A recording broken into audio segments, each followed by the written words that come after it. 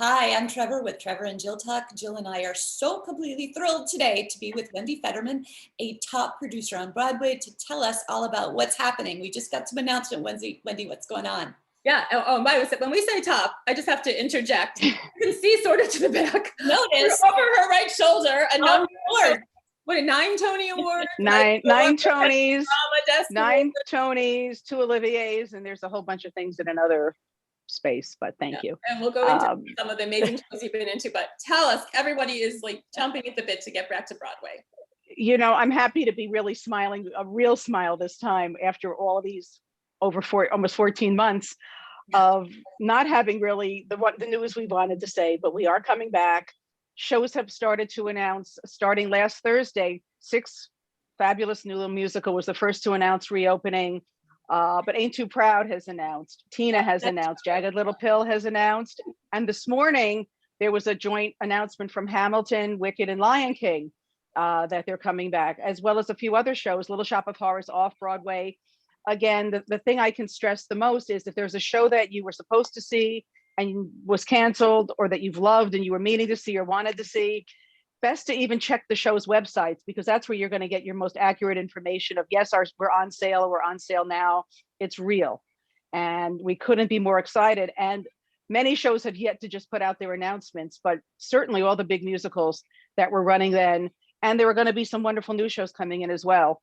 These announcements are going to be rolling out, could be on a daily basis, certainly until everybody gets themselves out there. And then you'll start seeing on social media, or on television and print, you'll have more and more information about what's coming back. And our actors, everybody just can't wait to get on that stage and to entertain audiences. It's what we all love to do. So Wendy, are there any plays that you are particularly part of? What are you doing specifically that you can tell us about your world? Well, let's see. I was 90 minutes from the opening of a show that I'm a backer of, the 6 musical, which was wonderful. What do I love? I mean, Moulin Rouge, Jagged Little Pill, and Tina are the 3 Tony nominated shows for this year. They're fabulous. You already have, like I said, Ain't Too Proud. Dear Evan Hansen will be back. Hadestown, the previous Tony Award winner for Best Musical. You know, that's going to be on its way back. To Kill a Mockingbird. You've got a wonderful new play called The Minutes, which will be a little bit later in the season. The Lehman Trilogy, which only had 3 performances. Brilliant play.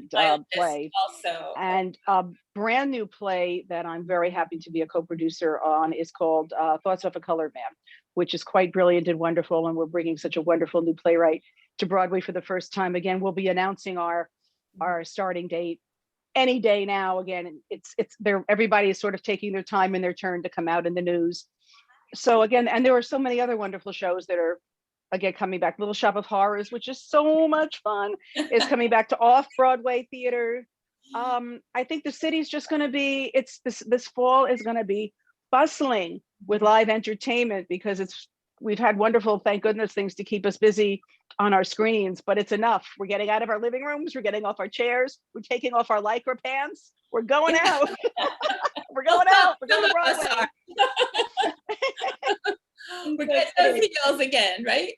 So Wendy, can you tell us, before we get to sort of the protocols of Broadway, let's get everyone excited about some of these shows, because you were telling us about it, and I was saying that the 6 is at the top of my list. It sounds awesome. Can you tell about that show? It's just really adorable. Almost head open. 2 little 22-year-olds who wrote it out of London. It's about the 6 wives of Henry VIII, but it's as a rock musical, like rock, pop rock, and each one sings why they had it worse. And the music is fantastic. It's fun, it's lively, it's 70 minutes of incredible music and entertainment. These women will just blow off your socks and you'll have a great time. And it's, you know, you could take your daughters, you could take the grandma, you could take everybody and the guys, but it's just a great, wonderful, feel good show. So that, of course, is exciting. I'm excited for my shows that we're running to come back. You know, Moulin Rouge, Tina, and Jagged Little Pill had just opened, you know, we're in that season. So many people didn't have an opportunity to see them. And they're all just incredible and brilliant. Obviously, 3 Tony nominated shows for the season. And then, of course, welcoming back Hadestown, you know, where we 8 Tony Awards that we won. Heartfelt, gorgeous, beautiful, or rhapsodic musical. Dear Evan Hansen, what can one say about Dear Evan Hansen? We'll just take a box of tissues and go back and see that one. Ain't Too Proud, the music of the Temptations. The Amazing. best time, the best time. Everyone loves that show. You know, To Kill a Mockingbird, a brilliant show. I'm really just thrilled about everything that's coming back. If I didn't love them, I wouldn't be on their producer team. So it's just really wonderful. And I'm honestly, you know, I'm excited to see Hamilton again. I can't get enough. I'm a Ham fan. I can't get enough of that show. I think it's brilliant. In fact, you were telling us that you saw Hamilton so early in its. I was fortunate to be at a workshop of it, and you know, bare bones kind of room with just a bunch of other theater people there. And we go to a lot of workshops and a lot of things, and we expected it to be excellent because, you know, Lynn's reputation was certainly known. But, you know, just getting into that first song, it was something, it was beyond anybody's expectation. It was thrilling. And they certainly even did more to it as it went forward into the public theater and the Broadway. But I'll never forget that moment of startle, of leaning in and going, what? But I think it's kind of the same way when I heard Ben Platt sing Waving Through a Window. And I was like, huh? You know, there were certain shows or certain moments or things that, you know, you remember, or they just get you. And, you know, I'm very fortunate that my hobby and my passion is also my work. So, you know, when I have that gut visceral feeling about the art and the emotion that's being conveyed, or the fun or the good time, you know, the same way you have the opening number of Ain't Too Proud or of Tina, or the opening number of Moulin Rouge, that just you're in Moulin Rouge, Paris. You're in this gorge. What they've done to the theater is remarkable. So again, it you know, I'm a theater goer and a theater lover, and you know, I'm knocking on a little wood here. Usually, when I follow my gut and my taste, you know, the audiences come along, the critics come along. It's just a beauty, you know, and there's nothing like live entertainment. I have seen some of my own shows maybe dozens of times, and that doesn't include maybe a rehearsal or a thing like that. And they're the same exact show, but there's an energy exchange between every audience and those actors, and that it's never quite the same. It's the same, but it's not the same. And it's just wonderful. It's just wonderful. And I just sometimes get thrilled watching an audience watch the show. If I know a big laugh is coming or a major moment's coming, sometimes I'm a little jealous because I wish I was seeing it for the first time again also. So amazing. But you know, again, I think we're also excited to just be in live experiences, and also there's a thrill about seeing it with other people. I mean, why do we go to concerts or sports games when we can easily watch them at home? It's because of that wonderful, you know, that endorphin, that high that we get because we're watching it with the energy of everyone else and around us and enjoying and doing. So well, what do you think it's going to feel like on opening night of these reopening night of these musicals after everything that we've all gone through? It's going to be so emotional. Mm-hmm. I get emotional thinking about it. I really do. Yeah. And there's a lot of us that really haven't seen each other in our world. You know, we've seen each other on Zooms and whatnot, but we haven't really physically been together. And we're kind of a warm, huggy world. You know, it's a very, you know, a lot of us have worked together for years on different projects. So I think there's a lot of anticipation just about, you know, being in the local restaurant before the show, seeing the show, maybe catching a drink or coffee afterward. It's the whole feeling, which I think a lot of theater goers feel, you know, as well. You know, it'll be so wonderful for the restaurants in the neighborhood to get people back in as well, and just, you know, have the buzzy excitement. And a lot of actors eat in those restaurants afterwards, and a lot of theater people going before. So again, it's just that whole lovely area and community that has a very special energy that really is the heart and soul of New York City. Now, how did you all survive all of these months? All of those brilliant, talented people. Like, you know, how did you do it? Some not as well as others, and you know, it's been sad. It's been tough.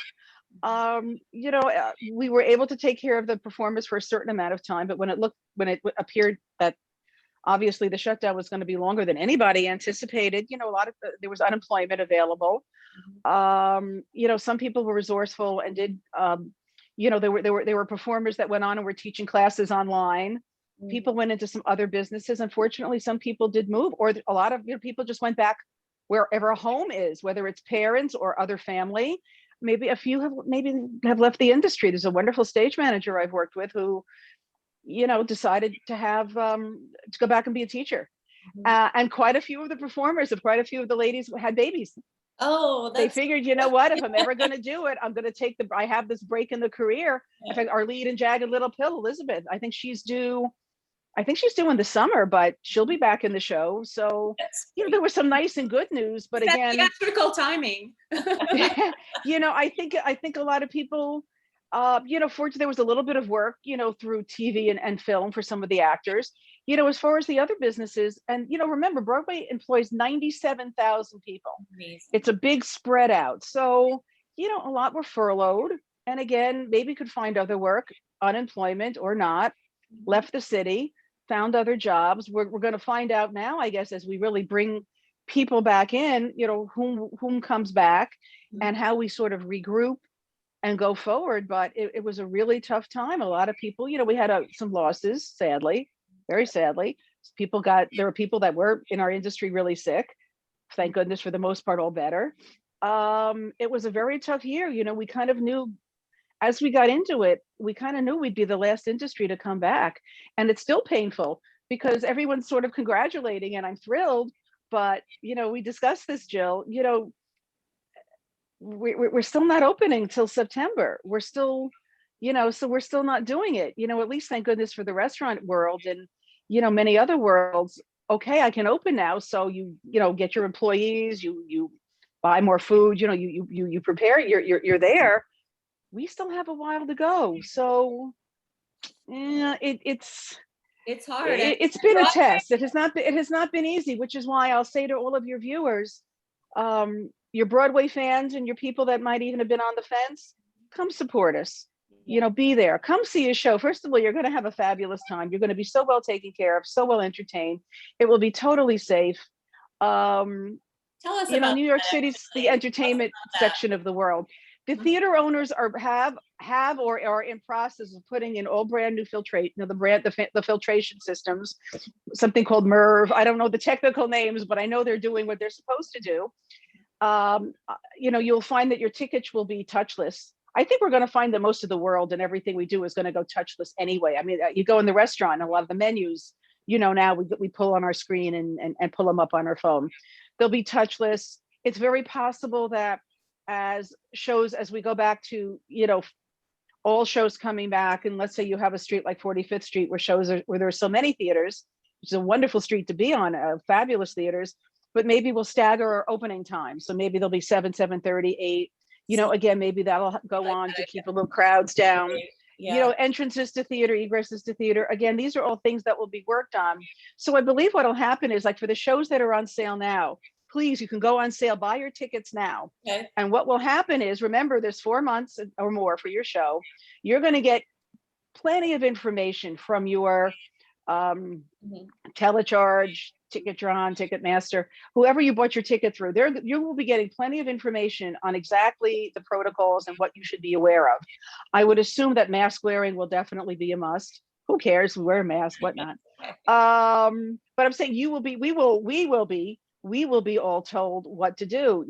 My son wants to, we thought we would do a family baseball game because it was something that the family always loved to do. And we were, again, there's major protocols like at Yankee Stadium. I think there's a section if you're vaccinated, there's a section if you're not vaccinated. Yeah. Now, we're not going to have that on Broadway at all. But I'm just saying, again, when we looked up buying tickets, we saw they were very descriptive of the protocol. And for Broadway, off Broadway, it will be the same. Audience members, people coming to attend, you will be informed. We will be informed how to do that. It will all be delineated. The protocols are being worked on as we speak. So, right now, the main thing we want to do is sell tickets, welcome people back. We're doing our work. We're getting our cast back together. We're doing that. The stage management people, they're getting their stage work back together and making sure everything's working there. And of course, safety is number one, not just for our audiences, but for our cast and our backstage crew, our box office crew. We just want everybody to be safe. That's number one. They said ours is an industry that lived through too much. So we are more than aware of the importance of following proper protocol, and we have no problem with it. And we will certainly pass that information will be passed along. We want everybody to enjoy and be safe and come back again and see as many shows as possible. You know, Broadway, I mean, it is the heart and soul of New York City in many ways. And what are the dollars? I've heard you say this before. This is astounding, right? The dollars. 14 billion dollar revenue to New York City. Wow. You know, we bring in over $1 billion+ a year. You know, it's a huge business. You know, it's interesting. There's a reason why, you know, everybody says, how come, you know, there was this trend to see a lot of movies turning into shows and musicals. And I said, well, the movie studios, you know, they're realizing the amount of money to be made when you hit it right on Broadway, because it's not only the Broadway show as let's say the mother company, or if the show, let's say, comes from London and then Broadway, because the West End and London are Broadway, where I have shows as well. Bob Marley musical opening in October. Yo, Mom. Probably Broadway 2023, but we're opening London. Get your tickets now. But get excited about getting your tickets. That's what I'll say. Popular. Which, I mean, I listen to Bob Marley 24/7 anyway, so that's easy. You know, again, it's a world where you have national tours, you have international tours, you have sit downs in countries. I think Wicked has maybe 8 or 10 around the world. Hamilton had, I think, 4 national tours going, London, and just so people feel good about theater is running at full capacity in Australia, because Hamilton's running. We're opening, Moulin Rouge is opening in August in Australia. South Korea, Seoul, was only closed for 2 weeks. Wow. 2 weeks. They really, amazing. you know, Andrew Lloyd Webber, who's really been a champion for the London theater in London, really pioneered it. They came down with the safety protocols for not only for audiences. In fact, I think there's a documentary that's been done about it, but how they were handling the backstage at Phantom, where the actor would come off and they could spray the wigs and how the costumes, just safety, and knock it on a little wood here with no incident. So it's all totally doable. And again, you know, my favorite new word, vaccination, vaccinated. Again, that just giving people the security and the stability. You know, Dr. Fauci talking about it. Yes, it's going to be fine to go. You know, we're allowed to go in restaurants now and take off our masks and dine. So I certainly think in the next couple of months, again, going to theater will be fine. But again, the economic impact of Broadway, again, think of the national tours, every city, like even, you know, you're in Connecticut, you've got Hartford, but think of all the big cities around the country that have where their theaters are hubs for restaurants and businesses, going down to the little regional theaters and the great summer theaters. Where do they get their material from? They're primarily getting it from Broadway. So it's a really huge industry that employs people nationally and internationally, the world of theater. So it's, you know, that's why investors have really been have been overall, you know, very happy, and bless them, they've been patient. You know, thank goodness the shows are coming back.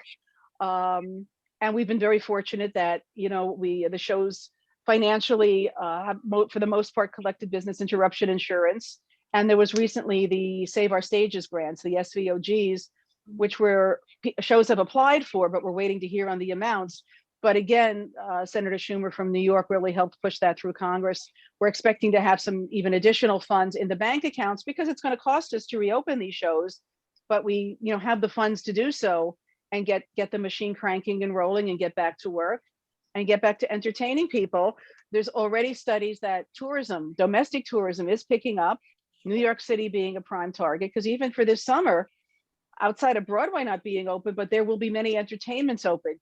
I think they just redid some things outdoors at Lincoln Center. So there are things happening. So again, we are expecting our domestic tourism to be back, and maybe, you know, hopefully even this Thanksgiving through Christmas. And then we look forward to welcoming international tourists when it's appropriate to do so. I mean, I'm heading to London in October. Wow.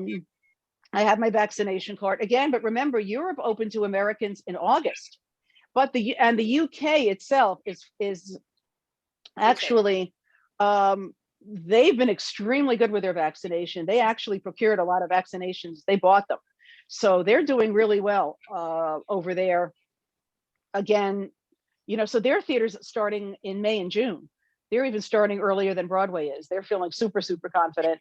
Wow. So I think by September we're fine. And like I said, Broadway is a huge, huge business. So again, when you come in, not only buy your tickets, but have dinner in one of the local restaurants, Yeah. you know, buy something in one of the local stores. Again, it's just been an area, you know, that will be happy to welcome you back, and needs a little love and care and people back in it. So September. Well, Yeah, thank you. so the last show I saw, Trevor, you have to see this. This is so you. The last show I saw before the shutdown was Tina. I was supposed to go to Jagged. Tina, of course, I'm dying. But Her performance.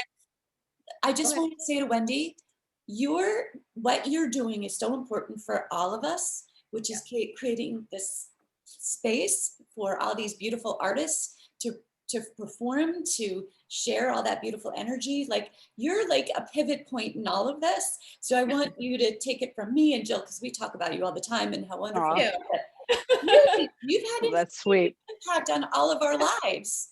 And thank you. Well, listen, I grew up with my, you know, I come on my mother's side of my mother, my aunt, and my uncle were all actors. I'm a trained actor, but wound up in the business side of life. But I have such admiration and respect for talent, and not only the actors but writers. I'm always in awe of people that can really just sit in that room and just come up with that idea and express, to be able to express human emotions, so we can partake in that or not joyfulness. Got to get my earbuds. Sorry. Oh Lord. Live so I it's been my admiration. And again, I always say I'm so lucky, because my love and my passion, you know, way before I was producing, I was an investor for years, because I had another businesses, but I wanted to also be at a certain point where my children were old enough where I wanted to be out to theater every night. I wanted to see everything and travel to see theater. And I kind of waited till that moment so I could really do it with a full heart.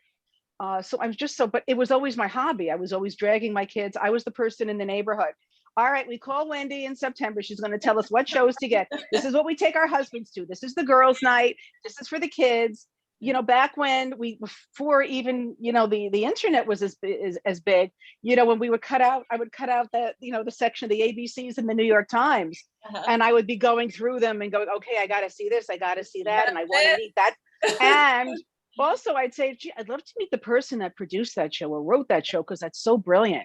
And like, how lucky am I that I actually got to do that? You know, so, you know, the last 14 months have been filled with, you know, a time to reflect on the joy that I've had from it, and the joy, and thank you so much for saying it, that my work with other producer partners has been able to help these creatives bring their work to fruition.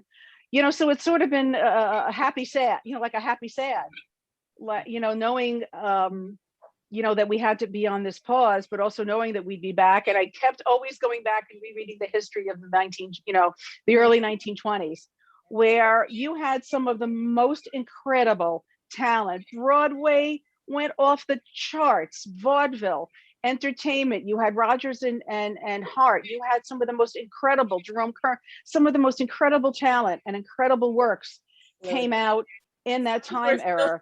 And I feel like, you know, we're just going to be there again, but even and more so. You know, not only for Broadway, you're going to see interactive entertainments. You know, again, I think we really also came to realize, because of the isolation, how important it is to be able to connect with people. So again, yeah, sure, we might have that one or two shows that we're binging on Netflix, because, you know, it's fun, and, you know, it's 11 o'clock at night, and I want to watch a little something. But I think we've all really come to realize that the human connection is what's really matters.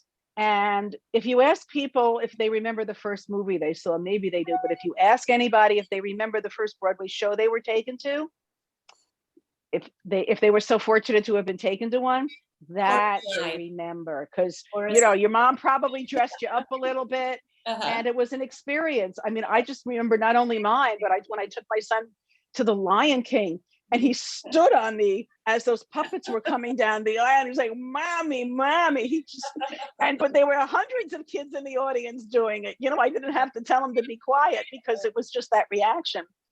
And, you know, you just don't forget those things. So I'm just telling everyone, you're going to get, if you haven't been to theater for a while, you know, come back, because you're going to live these experiences not only for yourself, but with your family or with your girlfriends or your significant other. You know, so many people, you know, I've always heard stories about how many people got engaged after seeing Phantom of the Opera. You know, Dear Evan Hansen, the stories that we have heard about how many young people came to their parents and told them that they were depressed, that they were sad, that they were thinking of harming themselves. And because of that show, they opened up and had the conversation. In fact, the show even has, you know, different educational materials. Jill, you know, A Jagged Little Pill, which touches on so many issues of, you know, that relating to women, of date rape and other things. And again, we have the educational materials and the support, and the writers were so careful and did so much research to present these issues correctly and appropriately. But again, you know, theater, great theater, it's wonderful when we entertain, but sometimes we could entertain, educate, and transform. And I like Yeah. My last show that I saw was Tina. That performance was beyond. I had the very best time, although there's also this domestic violence theme, and absolutely, with me. And then the next show was going to be through our foundation that Wendy so kindly assists on, was going to be Jagged Little Pill. So I'm hoping to redo that again, because that show is, I know, it's so wonderful, and it's really incredible that Alanis, who I think was 19 or 20 when she wrote that album, her songs were so theatrical, because they weren't just poppy, but they really, and each song told a story. And it was not, you know, a lot of times, I've approached a lot of artists want to take their music and they want to say, oh, I've got this body of work.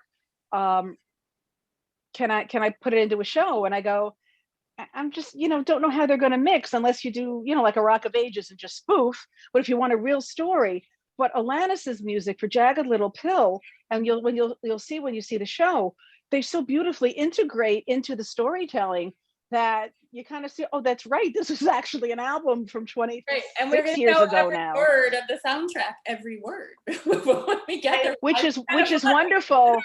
There's been very little tweaking, just a little bit of tweaking, just in terms of who might be singing the song, but it's just really incredible how well it works. And Diablo Cody, who wrote the book for the show, is an excellent writer, and again, an Oscar winner. Really got the tone, and Diane Paulus, of course, you know, my top all-time favorite directors. She, you know, and the choreography is brilliant. It's really quite, you know, quite wonderful. And there's something even poignant, you know, thinking about Moulin Rouge, about the fragility of artists and the fragility of life, and what people suffer and sacrifice for art and for love, which again is something else that we've been through this pandemic.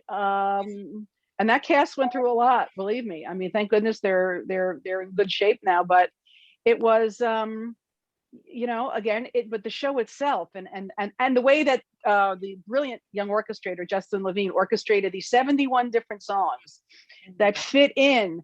Well, everybody, if you know the movie, you can understand it. But there's even newer songs, you know, since the film that have been integrated. And again, the dancing is just off the chart. I mean, phenomenal.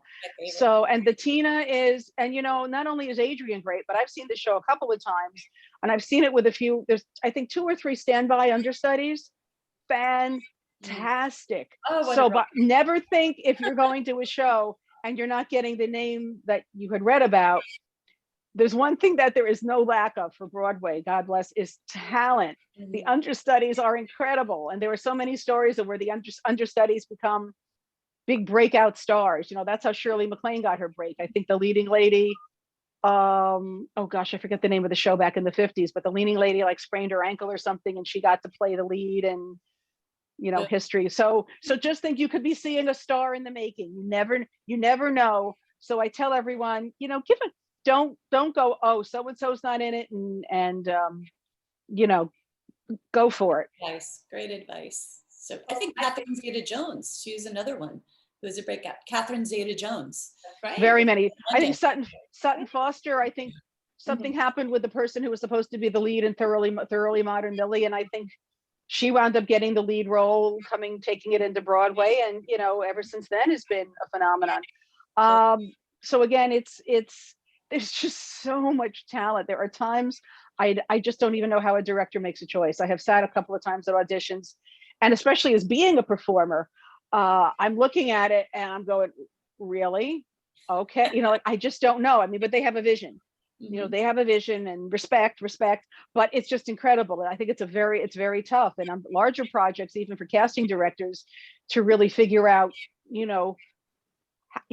especially with, small plays as well, but even with the larger shows, how casts commingle and what happens,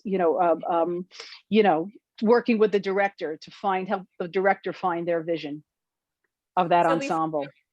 Before we end this today, because I know you are on such a tight schedule getting all these shows back on Broadway. Well, you know what, the announcements are coming out as we speak. Announcements are being prepared. So give us one, what do you anticipate to be like a breakout performance or breakout song, show, something, whet our appetite a little bit besides what you've already done.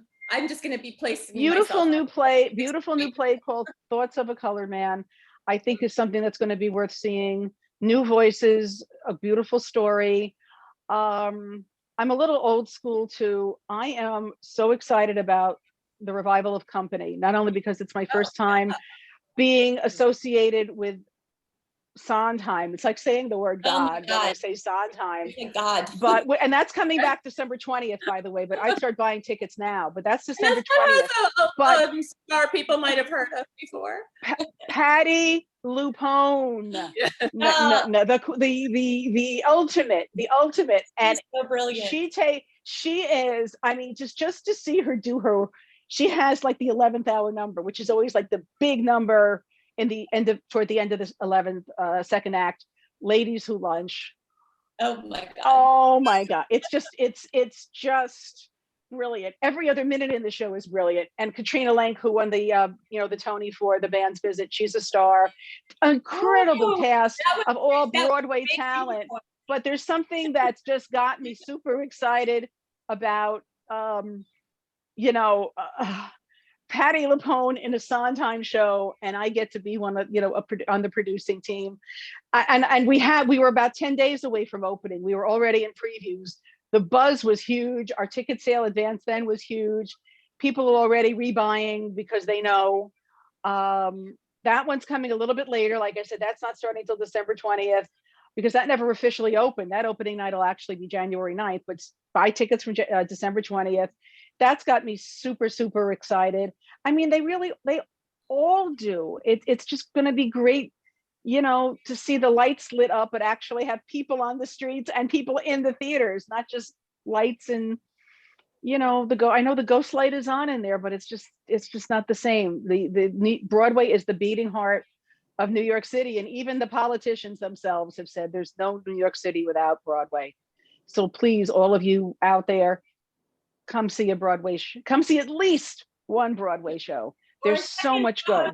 For 2 or 3 days. That's so much fun when you have like a 3-day in a row, keep going to shows and dinners and just kind of escape. I do that when I go to London. There are times in London because of the London show schedules that I can do 3 in a day. Because sometimes there's like an earlier matinee, like a late afternoon, and then an evening. But trust me, I'm going for 7 days, and it's going to be, I don't know, 8, 9 shows, 10 shows. I might see Marley 3 times, but I can't wait. And it's just invigorating. And then you go into a restaurant in the area before or after, and everybody's talking about, what show did you see? Well, I saw this one. What did you do? Oh, the energy. Can't wait. So I have a feeling there will be tears in your eyes on the night. Me too. Yes, tissues will be in purse. Yes. Thank you, Wendy, so much. Thank you for having me on. Thank you so much. Later, and we'll report on all the ones we're going to starting in September. So my first one. Great. Thank you. Thank you, Wendy. Go Broadway. Thank you. Yeah. Bye-bye.